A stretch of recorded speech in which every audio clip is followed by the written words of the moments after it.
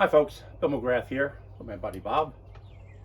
I'd like your help in developing a process to test self-defense knives with a similar consistency that you see at the cutting competitions for outdoor knives at the big knife shows.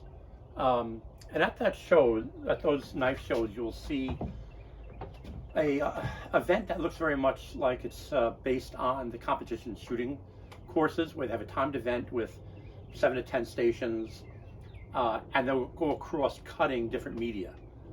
So for instance, they might start with a piece of dimensional lumber like this 2x6.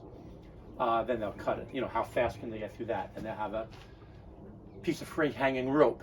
Then they'll have various things. Some things are fast moving. They'll have one where they got to pull a lever, a tennis ball roll down a ramp, and then it'll come out of a tube and go across a 12, 18-inch track, and the guy has to cut it with one chop, right?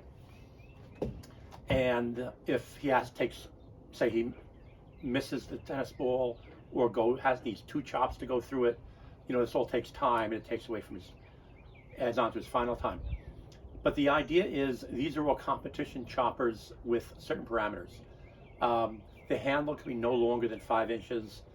The blade can be no longer than 10 inches, which means to fit the parameters, they end up with something that looks like a long meat cleaver, because there's no thrusting in that type of testing.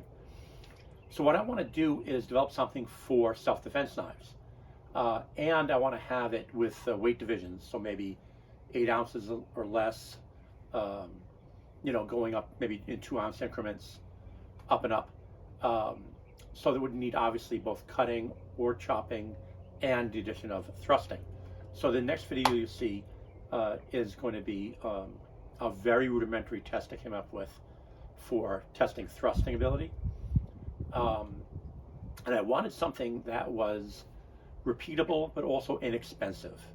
If you're a fan of Forged in Fire like I am, you'll see Doug Marcaida, my old student, at the end testing the 2 competitors in the Kiel test, and Doug will go after a ballistic dummy, cutting and stabbing, or he'll hang, and not a rubber dummy like Bob, but a full ballistic dummy, which costs many times what these Bob dummies cost. Or you will see him hang up, a whole pig or something like other animal carcass, and cut and stab into that. So that's really an apples to apples comparison for these 2 competitors. The same guy using the same knife on the same type of material, right? But the stuff they use on Forged in Fire with the production budget, obviously not something a regular person could afford. So I'm trying to find something that's easily repeatable. So for chopping tests, dimensional lumber makes sense because it's consistent. You get something with no knots. It's usually Douglas fir. It's pretty clean cut to cut. You can't use something like a log. I have some logs here that from a tree that fell in my yard. It's free, but it's not consistent. Even off the same branch, you have difference in thicknesses as it goes from the trunk out to the end, right? So I need something that's inexpensive but consistent from one competitor to the other.